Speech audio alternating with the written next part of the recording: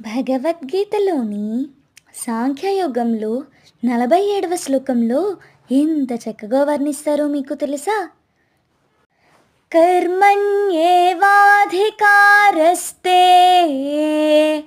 మా ఫలేషు కదాచన మా కర్మఫలహేతుర్భూః మా తే సంగోస్త్వ కర్మణి. తాత్పర్యము: కర్మలను ఆచరించడం యందే నీకు అధికారం కలదు, కానీ వాని ఫలితము పైన కాదు. నీవు కర్మఫలమునకు కారణము కారాదు, అట్లని కర్మలను చేయుట మానరాదు అని ఎంత చక్కగా జీవిత సత్యం వర్ణిస్తారో కదండి.